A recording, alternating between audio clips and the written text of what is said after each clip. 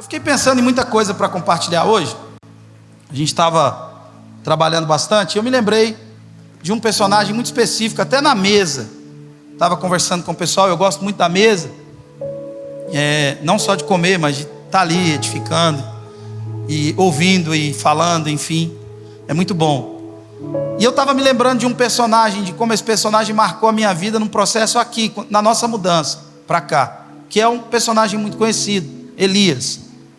Elias foi um homem extremamente corajoso, lutou contra um sistema muito complexo, foi conhecido como o perturbador de Israel, o perturbador da terra. Elias foi alguém que desafiou um sistema praticamente sozinho, ou pensava ele que estava sozinho. E na sua trajetória de denúncia, olha comigo, 1 Reis capítulo 18, versículo 17 e 18. 1 Reis capítulo 18, versículo 17 e 18. Coloca por gentileza, não sei quem está aí, a Magali? Coloca uns 2 versículos antes, Magali, por gentileza, só para a gente se situar aqui. Disse Elias: tão certo como vive o Senhor dos exércitos, perante cuja face estou, deveras hoje me apresentarei a ele. Então foi a Obadias encontrar-se com Acabe, e lhe anunciou, e foi Acabe ter com Elias.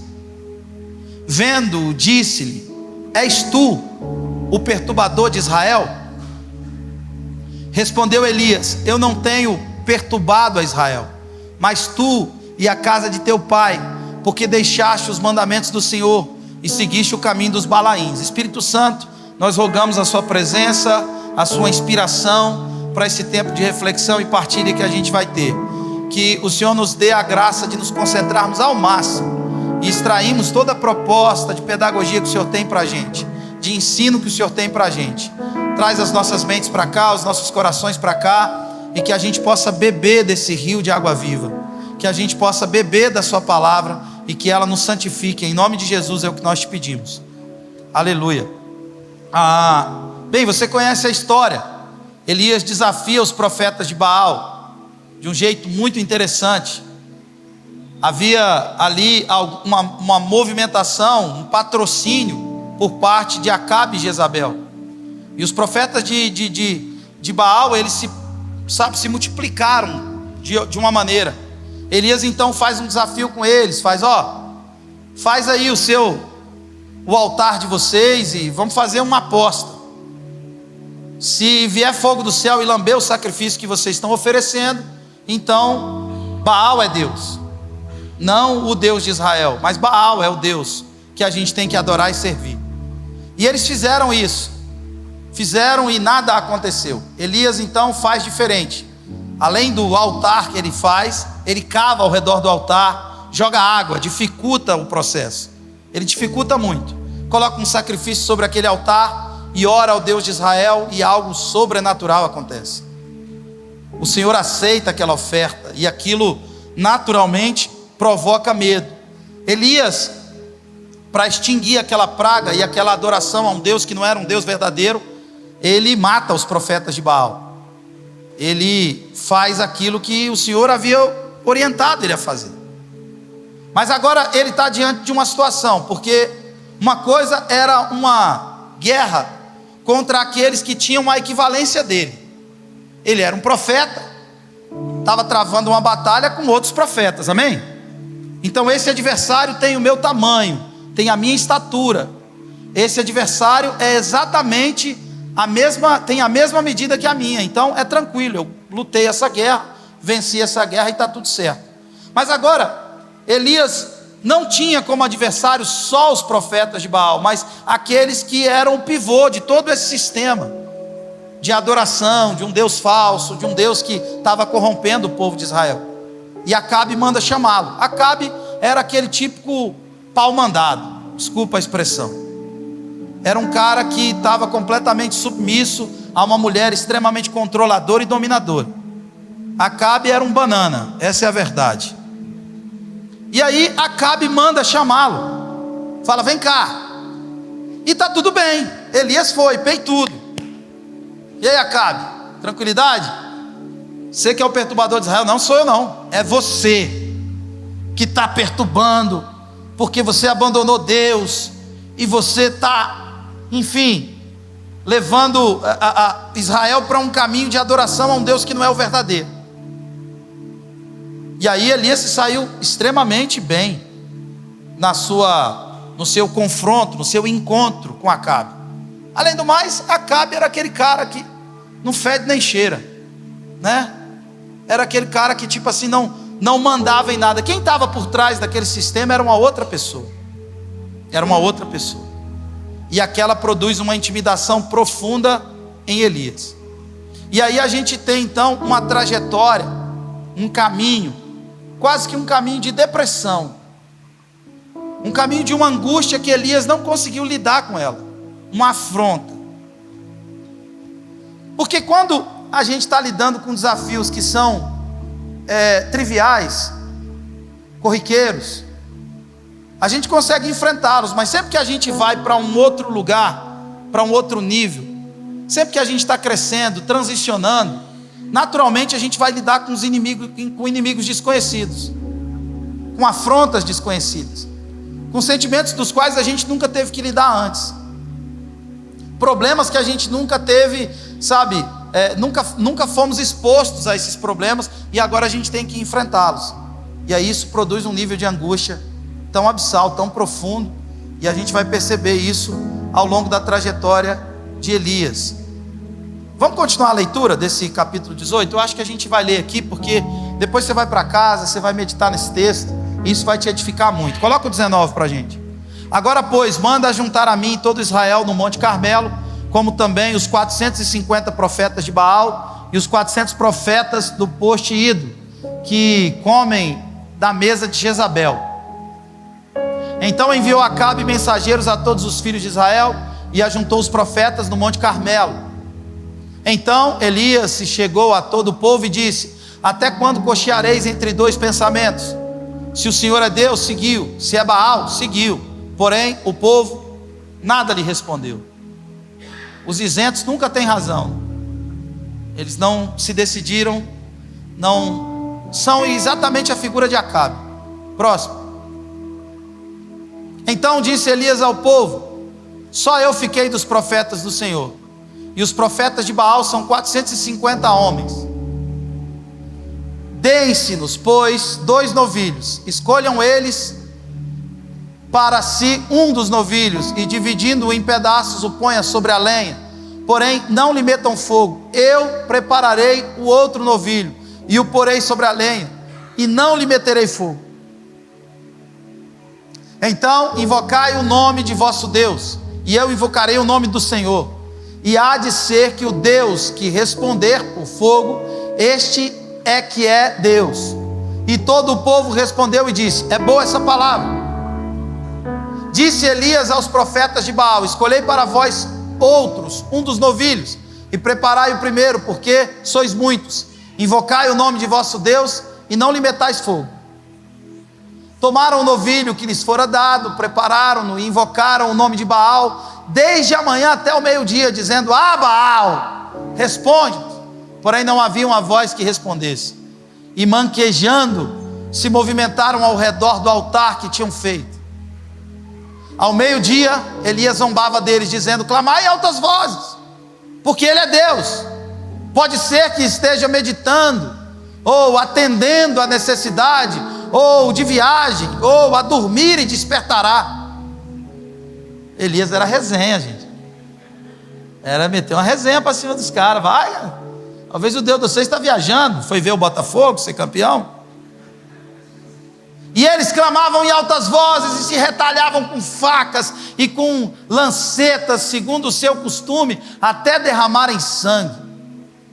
Passado o meio-dia, profetizaram eles, até que a oferta de manjares se oferecesse, porém não houve voz, nem resposta, nem atenção alguma. Então Elias disse a todo o povo: chegai-vos a mim. E todo o povo se chegou a eles. Elias restaurou o altar do Senhor. Diga: restaurou o altar. Restaurou o altar do Senhor que estava em ruínas.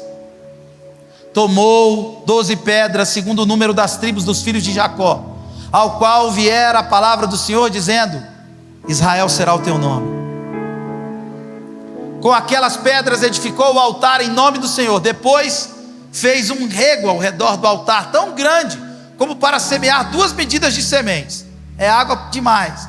Então armou a lenha, dividiu o novilho em pedaços, pô-lo sobre a lenha, e disse: enchei de água 4 cântaros, e derramai sobre o holocausto e sobre a lenha.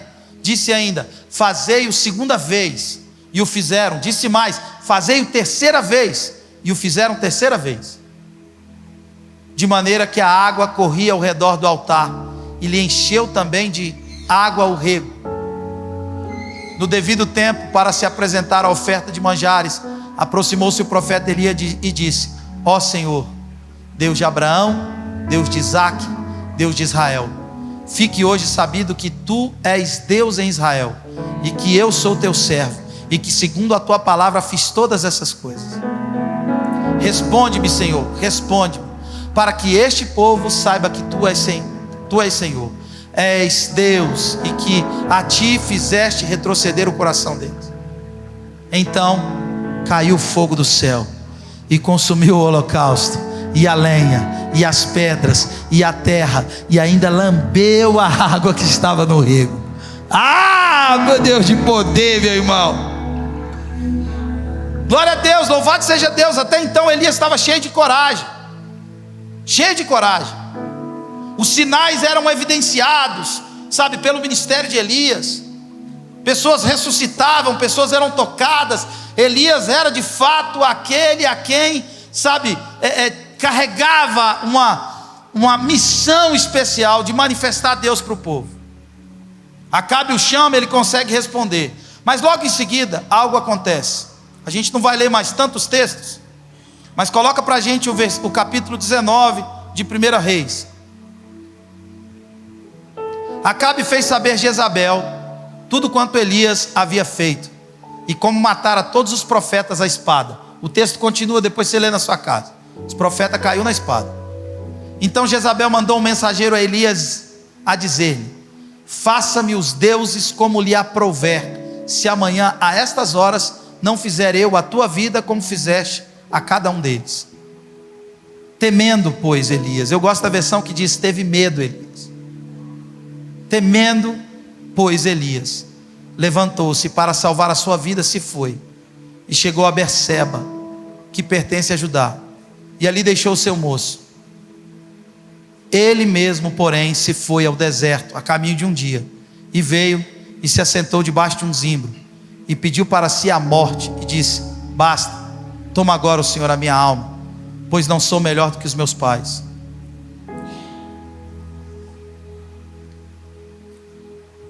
Elias já tinha lidado com tantos desafios e com tantas adversidades, e tinha vencido todas elas. Elias tinha lidado com tantas afrontas, com tantos desafios, os quais ele estava assumindo um certo protagonismo diante daqueles desafios. Mas agora ele recebe uma ameaça, agora ele recebe algo que o intimida, agora ele recebe uma afronta de um inimigo diferente. E ele sente tanto medo que ele trilha um caminho, e olha só como esse profeta termina. Alguém que tinha acabado de ver uma manifestação gloriosa de poder se entrega ao medo. E a gente acha que a gente está blindado quando as nossas experiências são tão maravilhosas, quando a gente já viveu tantas coisas em Deus, quando a gente já presenciou tantos milagres e tantas manifestações gloriosas do Senhor. A gente acha que a gente vai conseguir seguir na mesma frequência, e que nada pode produzir em nós aquilo que produziu em Elias. Elias ficou completamente abatido. Por quê? Porque coisas extraordinárias, elas não são parte da nossa vida, no que tange a questão do cotidiano. Elas acontecem, mas depois elas desaparecem. Um dia cai fogo do céu, mas amanhã é dia como qualquer outro dia. Um dia Deus lambe o sacrifício, mas amanhã o seu casamento volta a ter os mesmos problemas de antes. Um dia algo sobrenatural acontece e você prova Deus de um jeito que você nunca tinha experimentado antes, mas no outro dia o boleto vence. E que a nossa amizade seja como os boletos, sempre vença.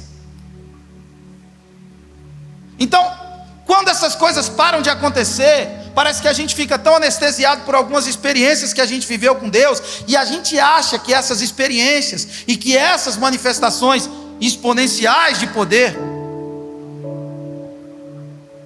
elas vão nos sustentar e vão alimentar a nossa vida para sempre. Mas esse mesmo cara que mata profetas, que elimina todo o contexto de impureza, de idolatria de Israel, agora ele é completamente abalado e abatido. Por quê? Ele estava desviado? Não, porque ele é humano. E todas as experiências vividas, elas têm um prazo de validade. O maná de ontem é de ontem, ele não serve para hoje. Quando guardado dá bicho. O pão é o pão de cada dia. Mas agora Elias olha para o lado e ele diz: não está caindo mais fogo do céu. Deus não continua lambendo as ofertas que eu ofereci. Sabe, irmãos, a manifestação de poder, ela não nos garante, sabe, a firmeza e a consistência, a integridade no caminho. Judas foi um homem que viu todas as manifestações de poder que todos os outros discípulos viram. Ele viu a cama descer do céu, do telhado. Ele viu um cego curado com cuspe no chão. Judas viu tantos poderes, tanta expressão gloriosa e poderosa. Judas viu tudo que todo mundo viu. Mas em um determinado ponto ele se sentiu tão fragilizado pelas suas próprias ambições, pela sua fragilidade, e que ele se rende àquela tentação ao ponto de vender Jesus. O mesmo Jesus que curava, o mesmo Jesus que ensinava, o mesmo Jesus que abraçava as crianças e aqueles os quais a sociedade jogava para fora da cidade. Por mais gloriosa que tenha sido as suas experiências de poder, por mais úteis, relevantes e legítimas que elas tenham sido, a forma de Deus nos livrar de algumas situações não é com fogo do céu. E eu aprendo isso na vida de Elias. Elias, esse homem, talvez a figura mais conhecida, mais pública daquele lugar, talvez o ministério mais bem sucedido de todos. Agora ele intimidado por uma mulher, sentado numa árvore, num deserto, sozinho. Até o moço que o acompanhava, ele deixou. E ele entra num estado completo de depressão, ao ponto de pedir a morte. Senhor, me mata. Mas como assim, Elias? Olha para a sua vida. Olha para tudo que você está vivendo e fazendo. Olha para o quanto Deus te ajudou até aqui. Sabe o que a intimidação vai fazer? A intimidação vai produzir um filme com um enredo, sabe, tão ingrato, vai anular toda a sua história, tudo aquilo que você já viveu. Elias se sentiu tão intimidado. Tem gente que se sente tão intimidado que não consegue perceber as grandes coisas, as maravilhosas coisas, os livramentos anteriores que aconteceram. A gente só olha para o imediato, a gente só olha para a situação, a gente só olha, sabe, parece que toda a nossa vida se reduz àquele momento ruim que a gente está vivendo. E a gente passa a ver tudo a partir daquele momento ruim que a gente está vivendo. O nosso casamento é ruim, não é ruim, ele está ruim naquele instante. A nossa vida financeira não é legal, não, ela não é legal. Deus nos proveu em todo esse tempo, mas naquele instante você fica completamente refém da situação do imediato. Quem está entendendo o que eu estou dizendo? A intimidação, o medo, a situação em si produz uma cadeia ao ponto de pessoas pensarem em tentarem contra a própria vida, porque ela não consegue olhar para a vida dela como um todo. Ela olha para aquela situação, para o imediato, e ela se torna refém. Então ela age de forma precipitada, ela faz escolhas extremamente equivocadas, ela não tem uma leitura, uma perícia da própria vida. A Bíblia vai dizer que a sabedoria do prudente consiste em entender o seu próprio caminho, mas a gente para de entender o caminho. A gente para de ver o que Deus fez até aqui e a gente só olha para a adversidade do agora, para a tempestade que a gente está enfrentando. Se sente completamente e totalmente abandonado, sozinho. Então a gente dá lugar para que sentimentos muito ruins possam se apropriar do nosso coração. A gente esquece a experiência do poder, porque por mais gloriosa que ela tenha sido, ela tem sim um prazo de validade. Ela nos sustenta naquele instante, mas depois acaba. Elias estava ali agora, diante daquele dilema. O poderoso profeta que matou 450 profetas de Baal. Irmão, você pode imaginar um cara matando 450 pessoas?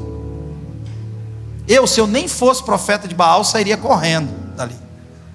Imagina a cena: sangue jorrando para tudo que é lado, pedaço de carne voando. Imagina o Vikings aí, quem já assistiu. Aquela coisa terrível. Agora esse cara está sentado debaixo de uma árvore dizendo: Deus não me ama. Por quê? Porque até o poderoso profeta Elias se tornou um refém do imediato, do momento ruim que estava vivendo. E como Deus nos resgata disso? Com mais uma experiência gloriosa de poder. Vamos seguir o texto? Deitou-se e dormiu debaixo do zimbro. E eis que um anjo tocou e lhe disse: levanta-te e come. Olha só que maravilhoso. Um anjo apareceu para Elias: levanta-te e come. Olhou ele e viu junto à cabeceira um pão cozido sobre pedras em brasa e uma botija de água. Comeu, bebeu e fez o quê?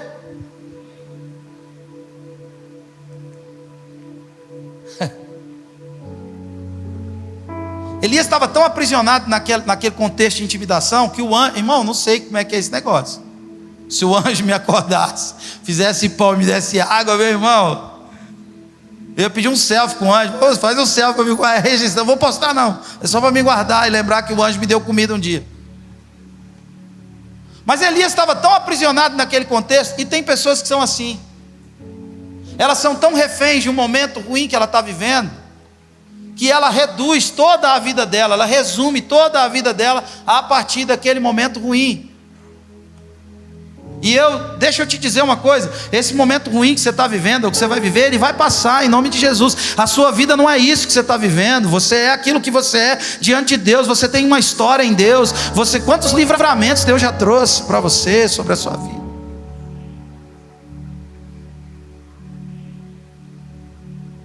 Elias come tudo aquilo e vai dormir. Tão desanimado, tão cansado, tão aflito, tão intimidado que estava com toda aquela situação, com toda aquela pressão oferecida por aquele demônio da Jezabel. Aí olha só o que acontece de novo. Voltou segunda vez o anjo do Senhor, tocou-lhe e disse: levanta-te, come, porque o caminho te será sobremodo longo. Levantou-se, pois, comeu, bebeu, e com a força daquela comida caminhou 40 dias e 40 noites até o Horebe, um monte de Deus. Agora presta atenção: a mesma comida que Elias comeu para caminhar 40 dias foi a mesma comida que ele comeu para dormir. No dia mau, no dia ruim, talvez essa comida seja te entregue hoje, aqui, nesse culto. Tomara que sim. Tomara que você saia daqui e se sinta alimentado pelo pão que você vai comer aqui. Você pode comer esse pão e dormir, mas você sabe, você não está se dando conta de que o pão que Deus está te dando, que o alimento que Deus está te entregando, ele pode te sustentar num dia tão aflito, e ele vai te conduzir para além desse lugar de angústia e de aflição, e ele pode sustentar durante essa jornada até Horebe, um monte de Deus.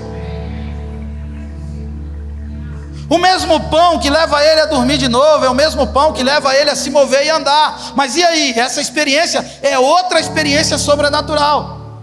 Essa experiência é outra experiência atípica. Não é todo dia que um anjo aparece para te servir pão. Não é todo dia que você vive uma experiência gloriosa como a que Elias viveu.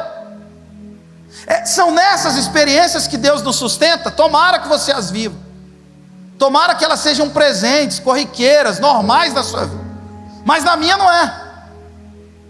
E essas experiências, elas não foram o bastante, o suficiente para tirar Elias dessa condição de medo, de angústia, de prisão circunstancial.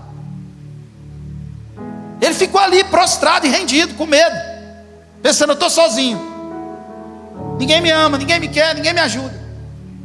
Olha o que acontece, depois de comer e andar, olha o que acontece. Ali entrou numa caverna, onde passou a noite. E eis que lhe veio a palavra do Senhor e disse: que você está fazendo nessa caverna, Elias? Elias, o que você está fazendo aí?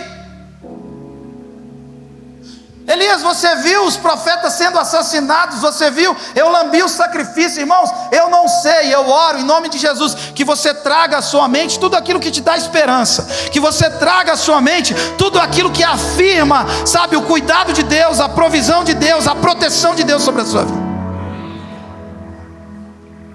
O Senhor é tão maravilhoso que quando Ele chega para a igreja de Éfeso, Ele não a culpa primeiro. Ele não diz: olha, tenho porém contra ti que você abandonou o primeiro amor. Ele diz: não, deixa eu produzir algum tipo de inspiração para você. Lembra de onde você caiu?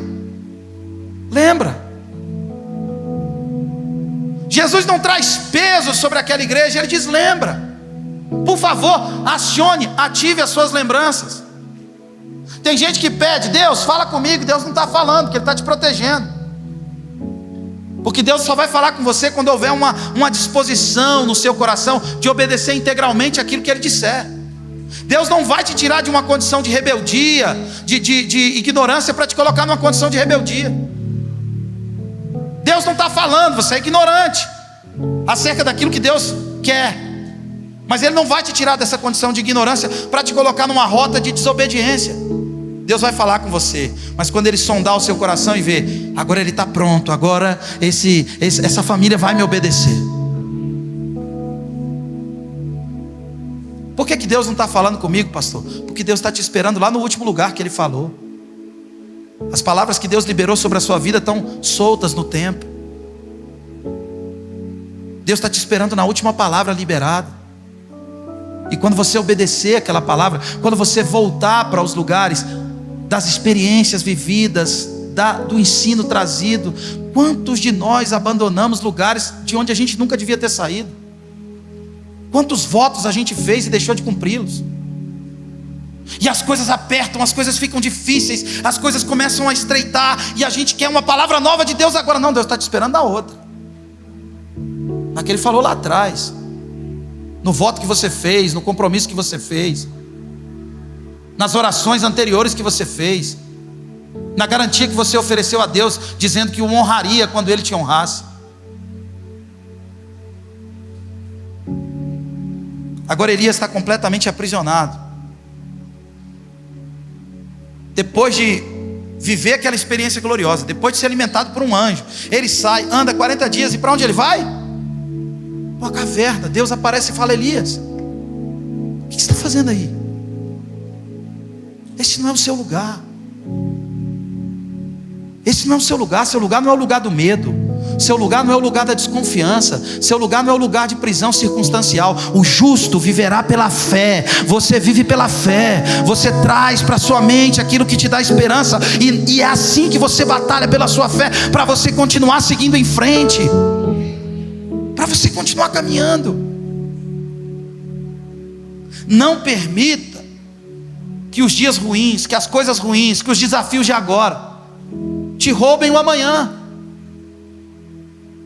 Os pesadelos de agora não podem te impedir de sonhar sobre um amanhã, porque Ele vive. Eu posso crer no amanhã.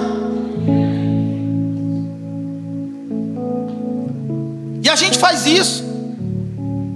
A gente para de olhar para tudo que Deus fez, a gente para de olhar para tudo que Deus falou. A gente quer uma palavra agora, mas Deus está dizendo: o que você está fazendo aí, cara? Sai dessa caverna. Mulher de Deus, o que você está fazendo aí, mulher? Você está lamentando o quê? Sabe, Moisés pega aquele povo todo para tirar do Egito.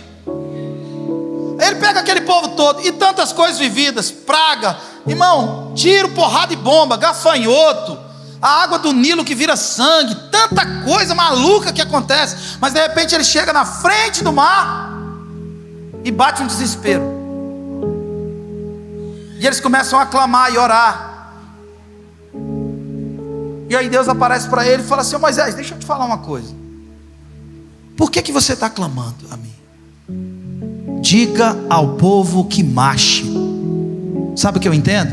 Que diante de alguns desafios, que diante de algumas intimidações, não é a oração que vai resolver. Você vai ter que sair da sua caverna e meter o pé na porta, irmão, e dizer: eu vou continuar indo para frente, porque Deus me chamou para atravessar do outro lado.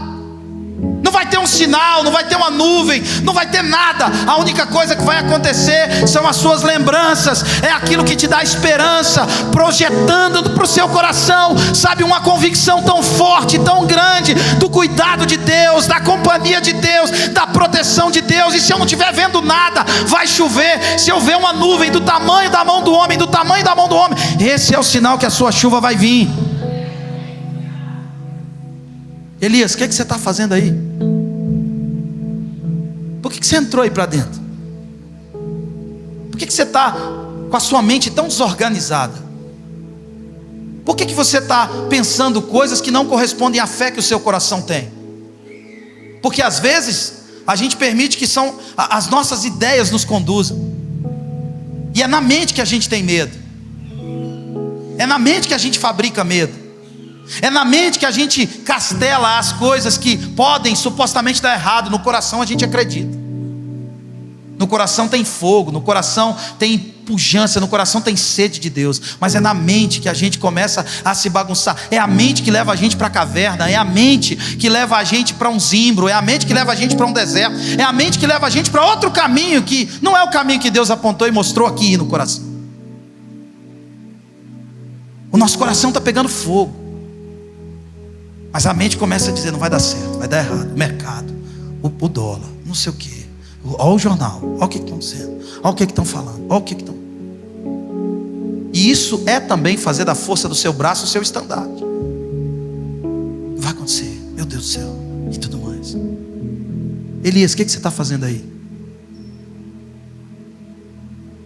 Aí o próximo, ele respondeu: tenho sido zeloso pelo Senhor, Deus dos exércitos, porque os filhos de Israel deixaram a tua aliança, derribaram os teus altares e mataram os teus profetas à espada, e eu fiquei só.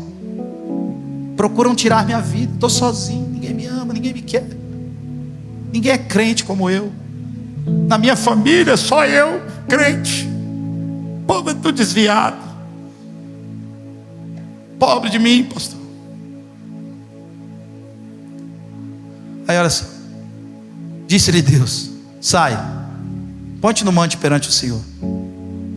Eis que passava o Senhor, um grande e forte vento, que fendia os montes e despedaçava as penhas diante do Senhor. Porém o Senhor não estava no vento. Olha que doideira. Agora começa o recado que eu gostaria de deixar para você. Diante de todas essas expressões poderosas, diante de toda essa glória vista por Elias, diante de toda essa experiência maravilhosa que Elias viveu, diante dessa provisão, Elias é alimentado pelos corvos. Corvos trazem carne para Elias.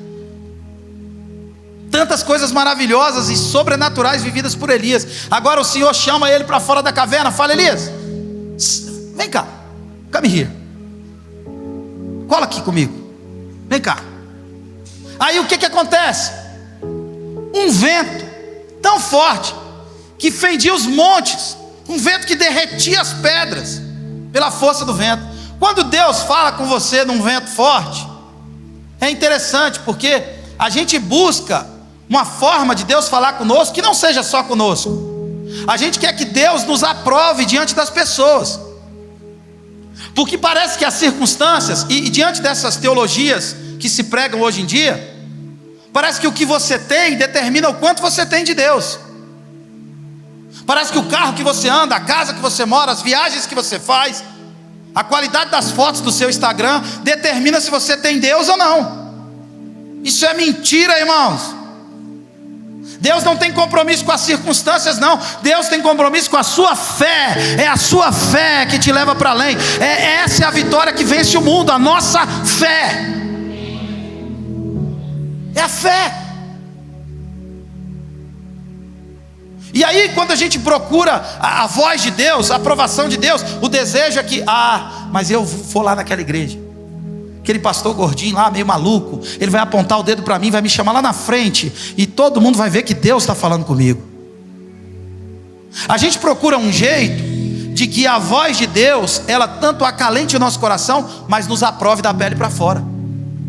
Então Elias procura o Senhor num vento que fendia os montes, despedaçava as penhas.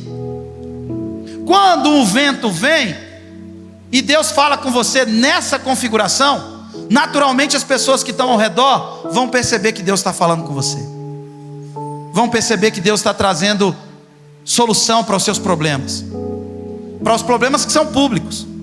Está todo mundo vendo a intimidação que você está sofrendo, o dia mau que você está vivendo, a prova que você está enfrentando. É interessante que com Deus é diferente. Na escola a gente estuda para fazer uma prova, é assim ou não é? A gente estuda e faz a prova. Com Deus é diferente. A gente entende a matéria, estuda, entende a matéria e faz a prova. Com Deus é diferente. Você faz a prova e depois que você estuda ela, depois que você entende ela, a prova vem antes de todo esse rolê. E agora, vento forte. Porém o Senhor não estava no vento. Depois do vento veio o quê? Irmão, aí o terremoto. Aí, meu Deus, aí a cidade de Goiânia inteira sabe que Deus está falando comigo. Deu um terremoto, você viu? Não sei quanto na escala Richard. O que era? Era Deus falando com o Gustavo. Era Deus falando com alguém.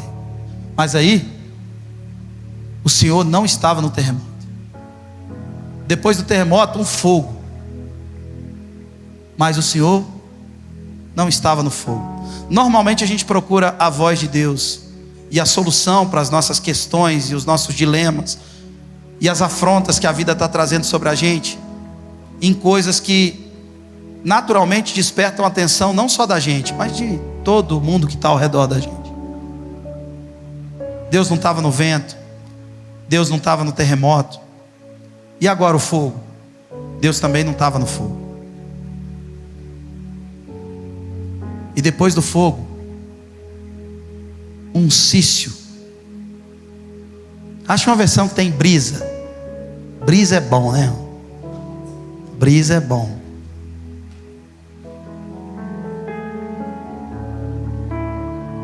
E depois do fogo, houve um murmúrio de uma brisa suave.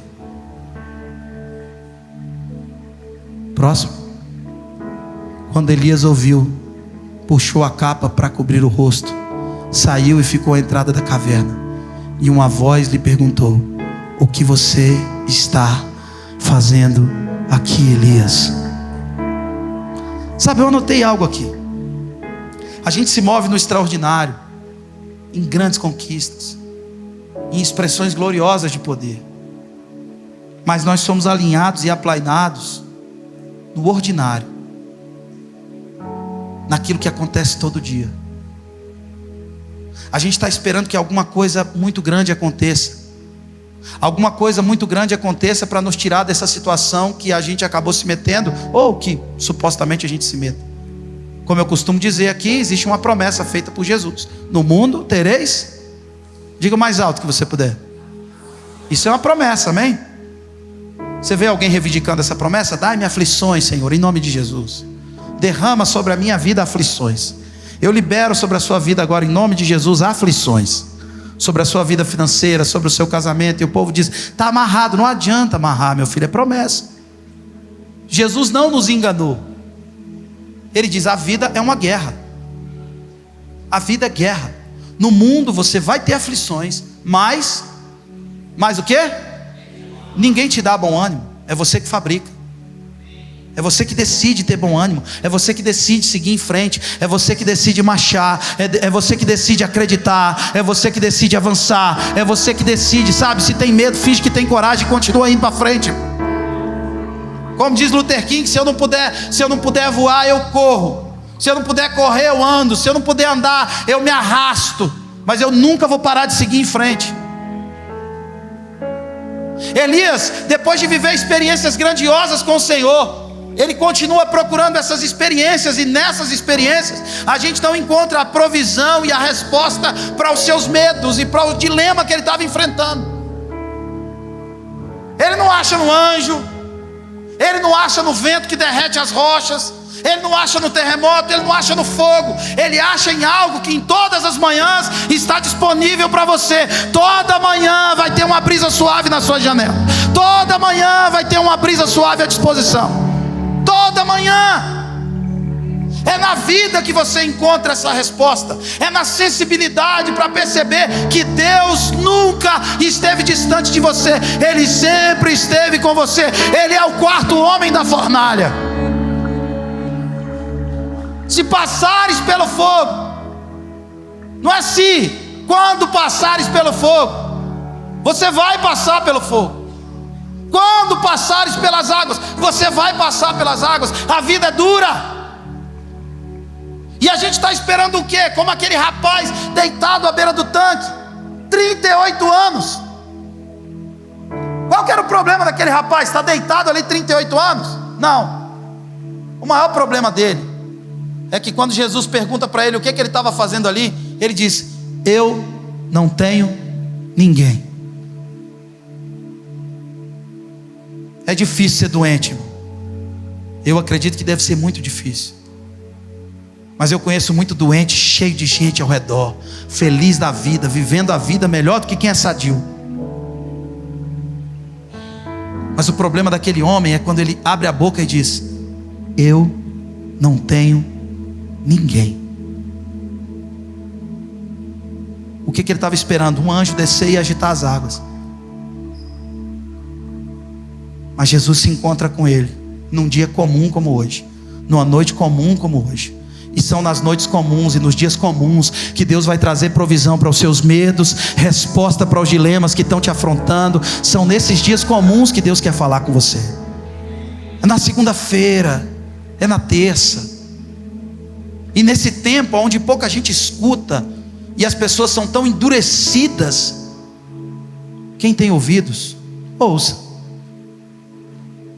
Nem todo mundo que tem ouvido ouve, mas ouça o que essa brisa está te falando, o que essa brisa está dizendo a você, o que essa coisa do dia a dia está trazendo, essas provisões que Deus traz, que são extremamente específicas. Precisamos constantemente de aprovações paralelas, de uma autoafirmação que é fruto do que o outro vê em mim. Sabe, eu tive alguns desconfortos nesse contexto de política, vários deles, porque eu nunca usei o púlpito aqui para falar de política, nunca, e nunca vou usar. Eu não venho aqui para dar minha opinião, eu venho aqui para pregar o Evangelho, repetir o Evangelho. Mas eu fui muito afrontado por um tempo. Eu me lembrei hoje das afrontas que eu recebi de amigos, ou que eu achava que eram amigos. E eles me afrontavam assim de uma forma, dizendo: você precisa fazer isso, você precisa fazer aquilo. Eles queriam que eu agisse exatamente como eles, que eu calasse o culto, parasse o culto e fosse fazer do jeito que eles estavam fazendo. E aí eu percebi uma coisa, que sempre que a gente está vivendo um dilema, uma situação adversa, a gente tende a projetar a culpa na falta de apoio, na falta de ajuda, na falta de sensibilidade do outro. E era o caso aqui. E eu coloquei a expectativa, presta atenção nisso, a expectativa que você tem em outras pessoas, ou que outras pessoas têm em você, a expectativa é uma projeção de carência. E carência é fruto de um desânimo não resolvido. Expectativa é uma projeção de carência. Eu tenho uma carência tão grande que eu projeto a minha carência em você em forma de expectativa. E isso é resultado de um desânimo que não foi resolvido, um desânimo que não foi combatido. Então eu desanimei, aquele desânimo naturalmente cria-se ali um calo, uma carência, e agora eu projeto essa carência em você em forma de expectativa. Faz sentido para quem está aqui? O que te tira da caverna e desse lugar não é o extraordinário, não são os corvos te trazendo carne, os anjos te trazendo pão, ou o fogo do céu que lambe o sacrifício, mas é a brisa de todas as manhãs, É a esperança que você vai ter amanhã quando você vai acordar. E mesmo que tudo esteja dando errado, você vai levantar as mãos e vai dizer: eu sei que o meu Redentor vive e por fim se levantará sobre a terra. Essa é a minha oração. É a sensibilidade para perceber Deus cuidando da sua vida, da sua alma e nas coisas mais específicas possíveis. Mais específicas. E eu faço menção, de novo, de uma experiência vivida aqui, quando a gente estava aqui, mudando para cá. Nós estávamos na T9 e arrumamos essa doideira de mudar para cá. E a gente tinha algumas ideias, algumas pretensões que a gente conseguiu executar elas. E a gente tinha alguns desafios, algumas coisas que a gente precisava dar resposta, pagar, resolver, ajustar, fazer e por aí vai. Mas teve um dia que eu me surpreendi, porque todo dia tinha torre de andaime aqui, tinha ferramenta aqui, e eu dizia: meu Deus, andaime é caro, gente. De quem que é? Era do Lucas e do Caio. De quem que é essas ferramentas? É do pastor Carlos. De quem que é aquilo? Era do outro. E eu pensava, olha só como o medo faz. Eu pensava: gente, só tem uma chave para abrir todas as portas. Hoje não é mais assim. E eu dizia: esse rapaz que tocava esse negócio, teve tantos funcionários. Meu Deus do céu, se ele se indispôs com alguém pegar, tem essa chave, abrir e pegar as ferramentas que não são nossas, não são da igreja. E eu imaginava, irmão, eu construía na minha cabeça uma pampa vermelha parando ali na porta e carregando as coisas dos outros. Eu via a pampa vermelha, aquela pampa sem placa, aquela pampa que o cara para na blitz e o guarda pede o documento e a resposta do cara fala: ô, seu guarda, o carro que é de ferro está desse jeito, imagina o documento que é de papel. Eu imaginava uma pampa vermelha parando aqui, levando tudo. Rapaz, eu nem dormia, eu acordava, eu ficava com vontade de pegar o carro e passar aqui em volta, fazer uma ronda aqui em volta da igreja. Eu dizia: meu Deus do céu, gente, que perigo. As ferramentas tudo dos outros, Cris. Jesus de Nazaré. E eu fiquei aflito muitos dias, preocupado com aquilo. Ferramenta, não sei quantos mil de ferramenta tinha aqui dos irmãos da igreja trabalhando. E eu ficava imaginando: meu Deus, a pampa, Jesus, livra-nos da pampa vermelha. O cara abrindo o portão e tal, não vou falar mais, porque, né? Está repreendido em nome de Jesus, amém, irmão? Sai, demônio da pampa. E aí teve um dia de madrugada aqui, madrugada não, já era noite, a gente estava orando aqui, estava numa reunião com todo mundo. E aí eu sussurrei com o Beto. Falei: Beto, a gente precisava de um chaveiro, cara, para trocar essas fechaduras. Eram as 10 horas da noite. Falei: Beto, um chaveiro, cara, para trocar. Eu acho que só eu, o Beto e a Josi ouviu. Nem sei se a Josi ouviu. Você conhece algum? Conheço não, pastor. Isso é difícil demais, porque a gente não conhece o chaveiro, tal, chamar, tanta coisa aqui dentro. E eu fui embora com esse negócio do chaveiro na cabeça. Aí no outro dia eu acordei, fui comprar o piso com o Hudson. Estou lá na loja do piso, recebo uma mensagem: pastor, tudo bem? Opa, sou o Daniel, pastor. Eu sou chaveiro aqui no Vera Cruz 3. É longe, não é, irmão? Na época que eu mudei de Goiânia só tinha Vera Cruz 1, hoje já tem o 3. Evoluiu, né? Cresceu para frente. Pastor, eu sou chaveiro aqui, a gente congrega numa comunidade aqui e tal. E ontem, pastor, Deus falou comigo e com a minha esposa. E eu queria dar um ano do meu serviço aí para a igreja de vocês. Estou acompanhando pela internet. E eu queria fazer todas as chaves, todas as fechaduras, tudo que vocês precisarem de chaveiro. Se eu tivesse seu lugar, eu dava um glória a Deus. Eu queria dar tudo. Aí eu falei: meu irmão, venha por favor hoje, em nome de Jesus. Eu quero dormir, sem sonhar com pampa. E ele veio. E eu chamei ele lá no bosque. Ele e o pastor dele, o Tom. Deixa eu te falar uma coisa. O chaveiro, o seu serviço, talvez é a única coisa que eu consigo pagar. de comprar LED, de comprar som, esse sunrise para esse bando de menino do louvor, que só quer coisa boa. Irmão, tem gente que vem na gente só para gastar dinheiro. E você vai fazer o quê? Esses reais. Eles falam já assim. E eu chamei ele e falei assim: deixa eu te falar uma coisa. O chaveiro certamente é o serviço que eu mais precisava, mas era um serviço barato, Gustavo. Conseguia pagar. Mas era a coisa mais específica, a coisa mais secreta, era o que roubava o meu sono. Era brisa suave. Não era vento forte, não era fogo, não era terremoto, era brisa, irmão.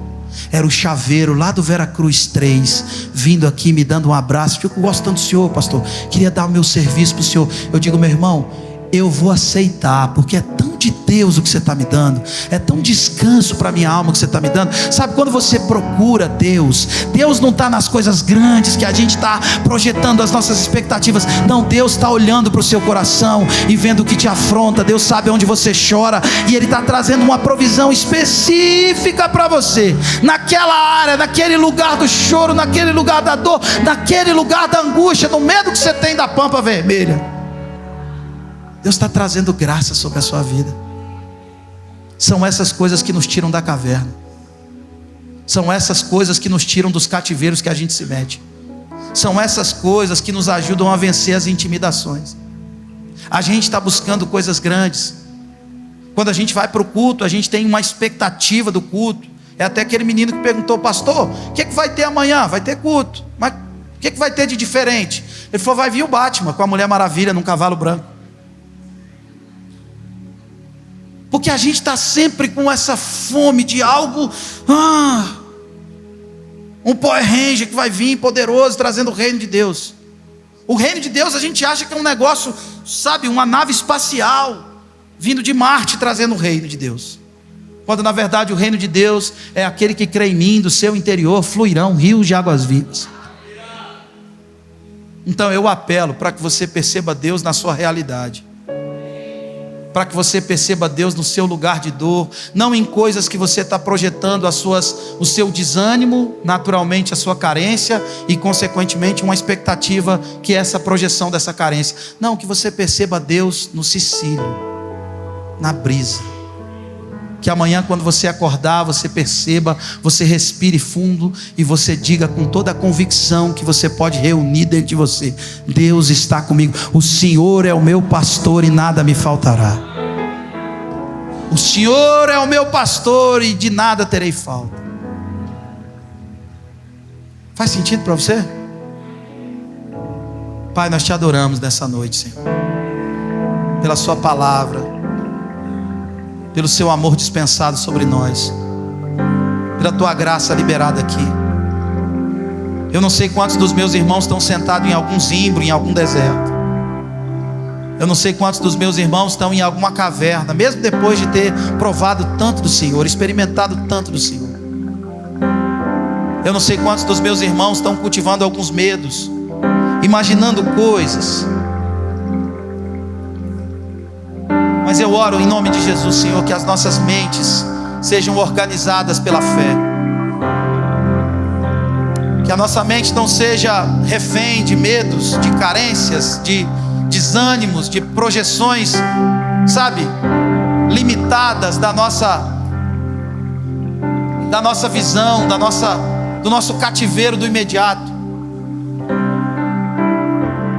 Que a nossa visão esteja, que os nossos olhos estejam fitos no Senhor, na brisa, nas coisas específicas que o Senhor provê, nas coisas que são tão pessoais, tão íntimas, naquele lugar que o Senhor toca de um jeito tão especial, como ninguém toca. Ninguém me toca como você, ninguém me vê como você me vê. Deixa Deus tocar a sua vida hoje.